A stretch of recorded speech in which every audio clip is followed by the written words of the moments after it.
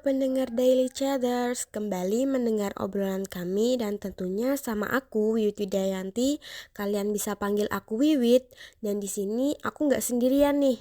Aku ditemenin sama teman-teman aku dari kelas RS23C. Ada Dea Aza yang bisa dipanggil Aza, ada Brigita Armandani yang bisa dipanggil Gita, dan juga ada Valentina Triwantika bisa dipanggil Tika. Oke teman-teman, tema obrolan kita kali ini adalah tentang sistem pendidikan. Menarik banget gak sih tema yang akan kita bahas kali ini? Jangan kemana-mana ya, tetap pantengin terus podcast kita. Oke, tanpa berlama-lama, mari kita langsung sapa-sapa dulu teman-teman kita yang udah ada di sini. Halo semua, selamat datang. Gimana nih kabarnya? Halo juga, kabar baik nih dan bersemangat untuk hari ini. Alhamdulillah, baik. Kuliah sih lancar-lancar aja, tapi tugas banyak banget. Alhamdulillah kalau baik-baik aja. Emang ya, akhir-akhir ini tuh kayaknya tugas tuh kerasa banyak banget.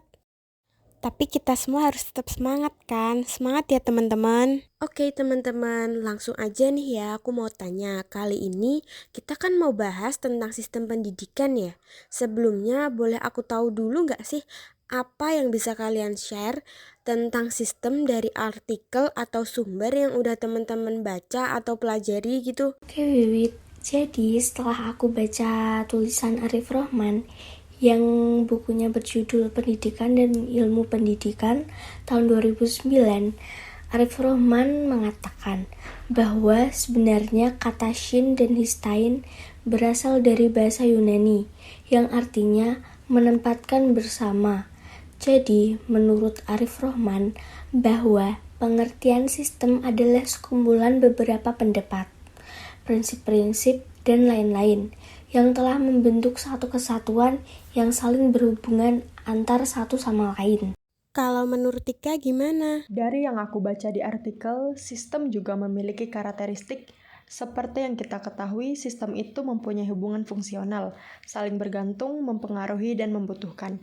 Contohnya seperti sepeda. Nah, sepeda juga memerlukan pedal, rantai, roda, rem, dan lain-lain supaya sepeda bisa dijalankan. Nah, jadi tanpa satu unsur sistem juga nggak bisa berjalan lancar. Contohnya kayak aku kalau nggak ada kamu ya nggak jadi kita. Wih, ngerinya kata-kata tadi. Kayaknya Tika orang yang bucin banget ya. Oke. Ada contoh lain mungkin? Ada juga contoh lain dari sistem sosial. Contohnya di lingkungan sekolah ada unsur yang bekerja di dalamnya agar sistem sekolah dapat berjalan dengan lancar. Unsur yang ada di dalamnya adalah kepercayaan masyarakat, fasilitas sekolah, anggara, sarana prasarana, manajemen sekolah, orang-orang yang mendukung sekolah, contohnya guru, siswa, kepala sekolah, staf TU, dan warga sekolah lainnya.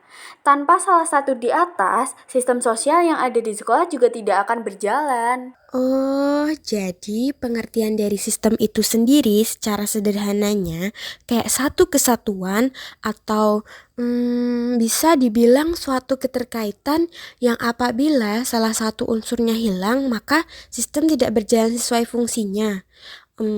Kurang lebih seperti itu kan teman-teman? Iya, bener banget Wiwit. Oke teman-teman, kita lanjut nih ya. Setelah pengertian dari sistem yang udah dijelasin sama teman-teman barusan, kan tadi ada kata-kata menarik tuh. Sistem itu kayak ibaratkan aku tanpa kamu maka gak akan jadi kita. Nah, untuk menjadi aku dan kamu kan ada perjalanan dan ada juga contoh lain tadi tentang sistem sepeda. Supaya sepeda juga bisa dikayuh dengan mudah, kan ada step yang harus dilakuin tuh. Jadi sistem pendidikan itu juga ada alurnya gak sih dari sepengetahuan kalian? Sudah pasti ada dong. Sistem memiliki 3 tahapan alur. Mungkin nanti satu-satu dari kita akan nyebutin beserta contohnya ya. Jadi yang pertama tuh ada perencanaan pendidikan. Tahap ini melibatkan identifikasi kebutuhan pendidikan dan perencanaan kurikulum dan program yang akan memenuhi kebutuhan tersebut. Misalnya, sekolah mungkin mengidentifikasi bahwa siswa memerlukan lebih banyak pelajaran dalam matematika dan sains, sehingga mereka merencanakan untuk menambahkan lebih banyak kelas dalam subjek-subjek ini. Yang kedua, yaitu pelaksanaan pendidikan. Setelah perencanaan selesai, tahap pelaksanaan dimulai. Ini melibatkan pengajaran materi kepada siswa dan penilaian pemahaman mereka.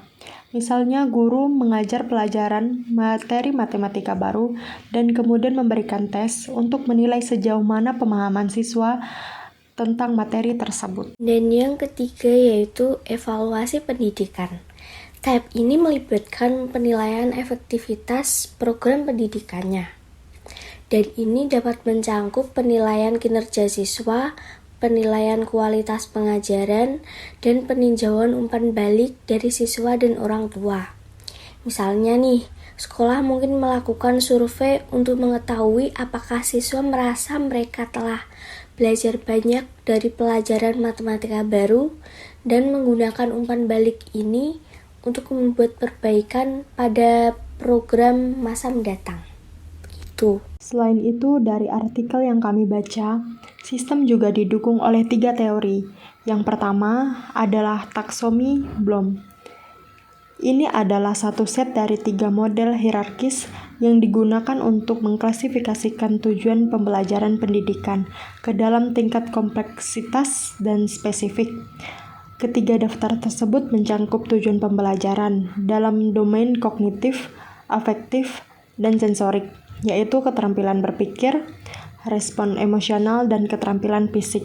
Yang kedua, ada teori kondisi pembelajaran Gagne. Teori ini menguraikan urutan peristiwa yang meningkatkan proses belajar dan mempromosikan instruksi yang efektif.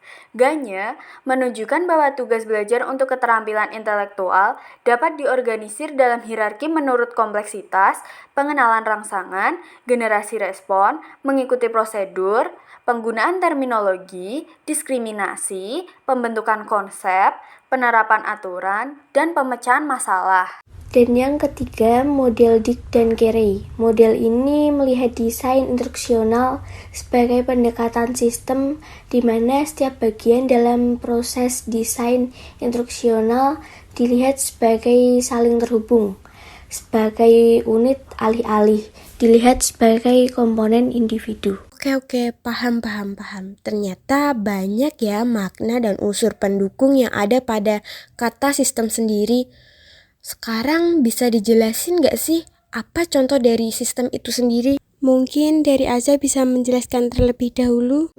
Contohnya sistem pendidikan formal yang merupakan jalur pendidikan yang memiliki sistem terstruktur dan berjenjang, yang biasanya terdiri atas pendidikan dasar, pendidikan menengah, pendidikan tinggi yang dikelola oleh negara dan diakui keberadaannya, yaitu antara lain sekolah dasar, sekolah menengah pertama, dan sekolah menengah atas. Ada juga pendidikan non-formal.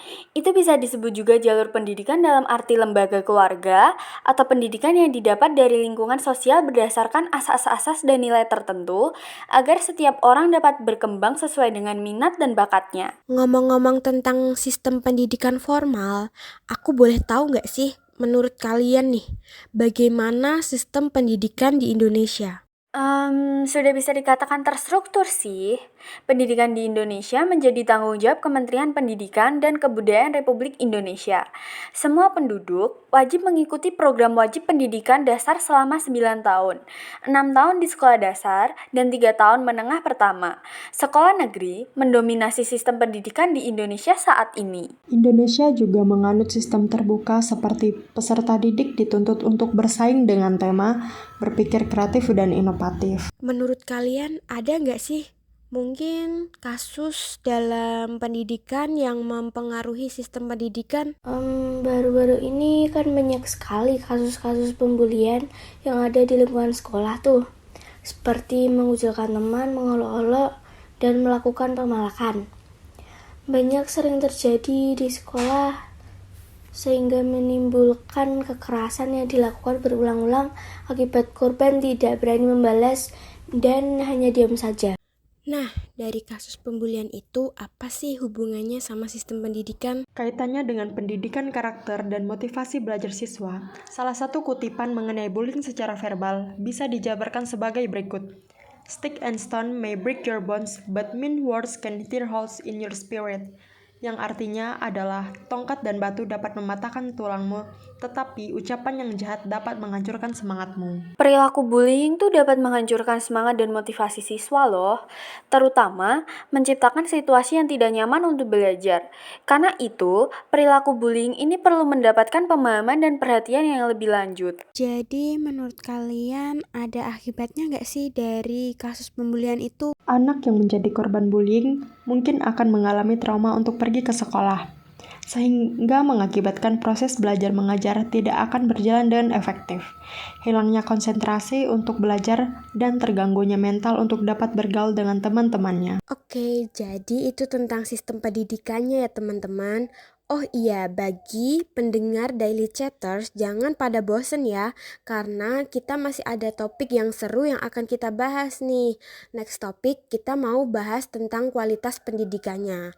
Nah, untuk teman-teman, aku mau tanya nih, apakah teman-teman memiliki cara khusus untuk membantu mengembangkan sistem pendidikan yang ada di Indonesia? Kita bisa memanfaatkan teknologi sebagai kegiatan pembelajaran loh.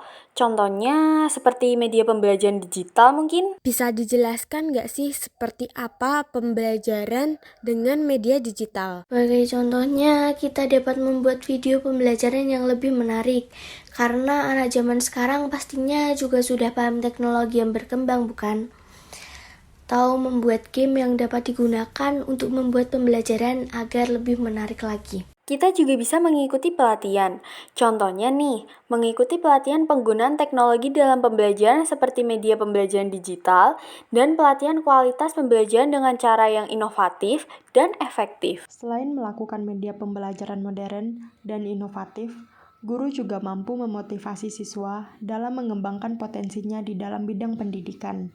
Contohnya dengan menceritakan proses pendidikan yang dilalui oleh bapak atau ibu guru ataupun tokoh-tokoh lain dalam mencapai cita-citanya, yang pada intinya membantu memotivasi peserta didik agar tumbuh dan semangat dalam belajar. Wah, sepertinya calon guru kita ini sangat hebat-hebat ya. Nggak kerasa ya teman-teman, kita udah ngobrolin banyak tentang sistem pendidikan, mulai dari pengertian apa sih sistem pendidikan itu, dan sampai juga kita bahas sedikit tentang sistem pendidikan yang ada di Indonesia. Oh iya, nggak lupa buat teman-teman yang udah hadir di sini.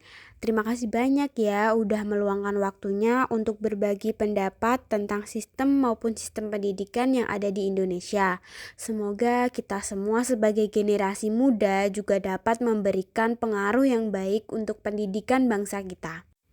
Oke, sekian dari aku dan juga teman-teman yang udah hadir sini.